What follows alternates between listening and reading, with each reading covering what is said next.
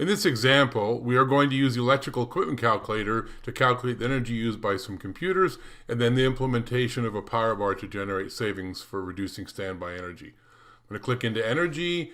I'm going to select under the energy drop-down electrical equipment.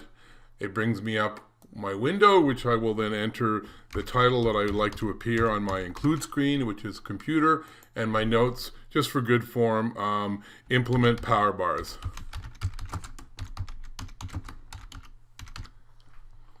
Now, I can select from a drop-down here from a number of things, or I can enter in something of my own choosing. So I don't see what I want quickly, so I'm just going to enter in computers.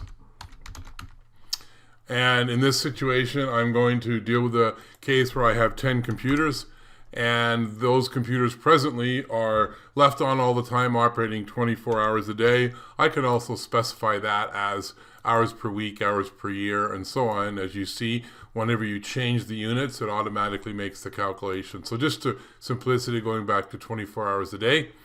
We're going to assume in this situation the computer monitor, the whole installation that at the person's desk is consuming 60 watts. But we are going to deal with a situation where the computer does go into standby or kind of goes to sleep a little bit. 75% of the time it's on, 25% of the time it's in that standby mode. So we're going to use a duty cycle of 75%, which gets multiplied by the hours. That's my base case situation. I'm now going to copy my base to propose case so that I end up with the same situation before and after. And then I'm simply going to go in and implement the change, which represents what these smart power bars are going to do in turning off the computers when there's no one there. And that effectively will reduce the duty cycle to 50%.